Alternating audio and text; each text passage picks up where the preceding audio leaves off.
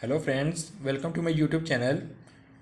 Students, आज के इस वीडियो लेक्चर में हम डिस्कस करने जा रहे हैं मैस ऑफ द अर्थ। यानी कि आज हम फाइंड करेंगे कि जो हमारी ज़मीन है, अर्थ है, इसका टोटल कितना मैस है। हमने वो फाइंड करना है, मैस ऑफ द अर्थ, यानी कि ME। हमने mass of the earth find करना है। तो मान लीजिए कि ये हमारे पास क्या है, एक अर्थ है।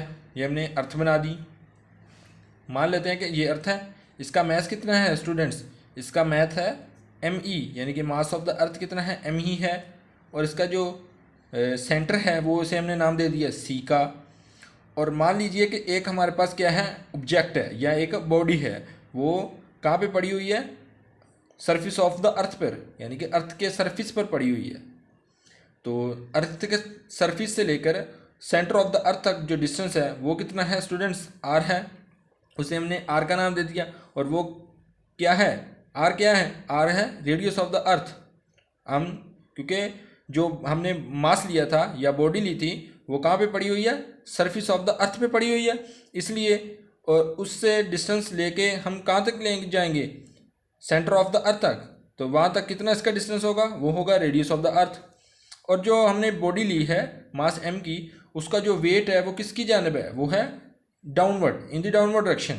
W is equal to mg, वो कहाँ पे होगा, डाउनवर्ड डायरेक्शन में होगा, क्योंकि ये अर्थ के ऊपर पड़ा हुआ है। तो अर्थ क्या करेगी, हर ऑब्जेक्ट को अपनी तरफ अट्रैक्ट करेगी। तो चलिए स्टार्ट करते हैं आज का topic. Consider a body of mass M। Consider कर लेते हैं कि एक बॉडी है, उसका मास क्या है, M है, on the surface of the अर्थ। वो कहाँ पे पड़ी हुई है, सरफेस ऑफ द अर्थ पर पड़ी हुई है। ये देखिए हमने बना ली थी पिक्चर पहले ही। Let the mass of the earth ME and radius of the earth R। Mass का जो अर्थ है उसका मास कितना है, ME है, और उसका जो रेडियस है वो कितना है स्टूडेंट्स, R है। The distance of the body from the centre of the earth will also be equal to the radius R। जो डिस्टेंस है बॉडी से लेकर सेंटर ऑफ द अर्थ तक, वो किसके इक्वल है, रेडियस ऑफ द अर्थ के इक्वल है। हमने R ले लिया था, मान लिया था। According to law of gravitation force of earth acting on a body is. Law of gravitation force क्या है स्टूडेंट्स? जो लॉ ऑफ ग्रेविटेशन फोर्स है वो थी F is equal to G m1 m2 divided by R square, यानी कि force is directly proportional to the product of the masses and inversely proportional to the square of distance is known as gravitational force. इसी student force की बिना पर हमने क्या किया कि ये फोर्स का फार्मूला ड्राइव कर लिया। किस तरह ये लिखा, क्योंकि हम यहाँ पे बात करें टू मासेस की। टू मासेस कौन कौन से हैं, एक तो बॉडी का मास है जिसे हमने स्मॉल m लिखा, और एक क्या है, अर्थ का मास है जिसे हमने कैपिटल ME लिखा। तो यहाँ पे हमने दो मासेस लिए थे M1 और M2, जबकि यहाँ पे अब हम यूज़ कर रहे हैं जो टू मासेस, वो एक मास है बॉडी का और एक मास है अर्थ का। इसलिए हम जो मासेस यूज़ करेंगे ME इंटू M यूज़ करेंगे। वहाँ पे हमने जो टू मासेस के दरमियान डिस्टेंस लिया था वो स्मॉल r के साथ रिप्रेजेंट किया था, यहाँ पे हम कैपिटल R के साथ रिप्रेजेंट कर रहे हैं। तो इसलिए हम क्या करेंगे कि यहाँ पे हम कैपिटल R का स्केयर यूज़ कर लेते हैं। ये था स्टूडेंट्स ग्रेविटेशनल फोर्स कि कितनी है जो उस बॉडी पर लग रही है, जो हमने body on the surface of earth पर रखी हुई है। आगे बात करते हैं। आगे हमारे पास जो हमने मास लिया है, जो बॉडी ली है, उसका डायरेक्शन कहाँ पे है, उसका जो वेट है वो है डाउनवर्ड डायरेक्शन में। तो वेट उसका डाउन है, तो इसलिए हम कह सकते हैं the force which attract the body towards its centre is equal to the its weight. वो जो फोर्स होगी वो किसके इक्वल होगी स्टूडेंट्स, वो वेट के इक्वल होगी, यानी कि F is equal to W is equal to mg, यानी कि फोर्स है वो वेट के इक्वल है। तो हम कह सकते हैं कि W क्या है, वेट क्या है, mg है। तो यहाँ पे फोर्स क्या निकलेगी, F is equal to mg। इसे हमने इक्वेशन 1 का नाम दे दिया था ग्रेविटेशनल फोर्स को। और ये जो आ गया न्यूटन लॉ ऑफ ग्रेविटेशन, यानी कि वेट का फार्मूला क्या आ गया, ये इक्वेशन हमने 2 का नाम दे दिया। अब देखें स्टूडेंट्स, इन दोनों की लेफ्ट हैंड साइड एक दूसरे के इक्वल है, यानी कि फोर्स के इक्वल है। तो इसका क्या मतलब है कि इसकी राइट हैंड साइड भी राइट हैंड साइड के इक्वल है।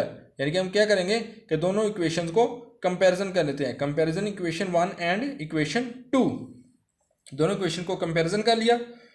mg is equal to GME_m over R square, ये हमने क्या कर लिया, दोनों इक्वेशन को कंपैरिजन करके लिख लिया। अब स्टूडेंट्स देखें इस इक्वेशन में कि स्मॉल m से कैंसल आउट हो रहा है। तो हमने फाइंड करना है मास ऑफ द अर्थ, यानी कि ME हमने क्या करना है, फाइंड करना है।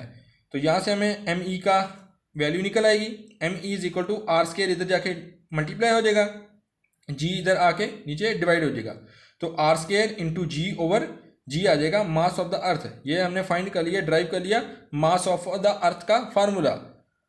स्टूडेंट्स अब हम देखेंगे कि इसकी वैल्यू कितनी होती है, जो मास ऑफ द अर्थ है वो कितनी है, इसकी कितना वैल्यू है, वो हम फाइंड करेंगे इसी फार्मूले से।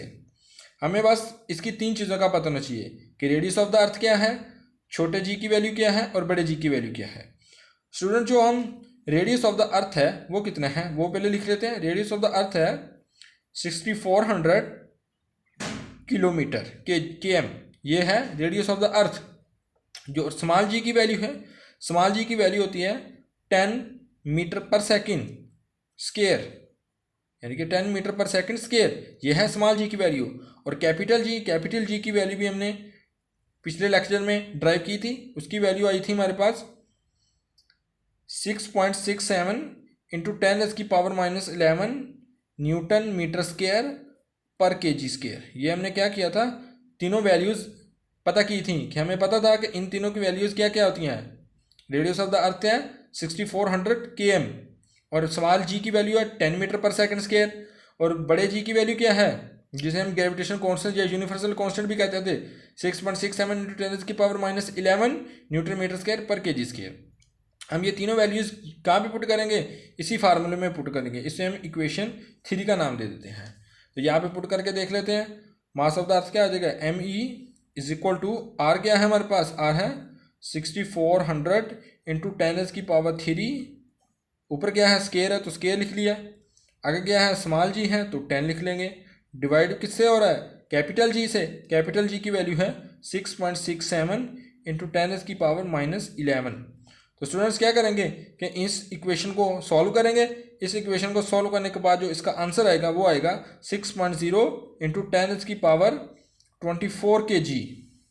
हमने kg क्यों यूज़ किया, kg स्टूडेंट्स हमने इसलिए यूज़ किया क्योंकि हम मैथ्स की बात कर रहे हैं। जब भी हम मैथ्स की बात करेंगे तो मैथ्स का जो एसआई यूनिट होता है वो कितना होता है, kg होता है, इसलिए हम इसका जो यूनिट यूज़ करेंगे मैथ्स के लिए वो kg होगा। तो इसकी वैल्यू क्या है मास ऑफ द अर्थ की, 6 इंटू 10⁻24 kg। ये हमने पिछले वीडियो लेक्चर में यूज़ भी की थी कि कितनी हमने वैल्यू इसकी रखनी होती है। जब भी हम मास ऑफ द अर्थ की बात करेंगे तो इसकी हमेशा वैल्यू जो आएगी वो 6 इंटू 10⁻24 kg के इक्वल ही आएगी। इससे कुछ पॉइंट आगे भी हो सकते हैं, कुछ पॉइंट पीछे भी आ सकते हैं, लेकिन एग्जैक्ट इसकी वैल्यू यही है 6 इंटू 10⁻24 kg। आई होप कि आपको इस लेक्चर की समझ आ गई होगी। अगर आपको इसके मतलब कोई भी क्वेश्चन है तो आप कमेंट में ज़रूर बता दीजिएगा। Thank you very much.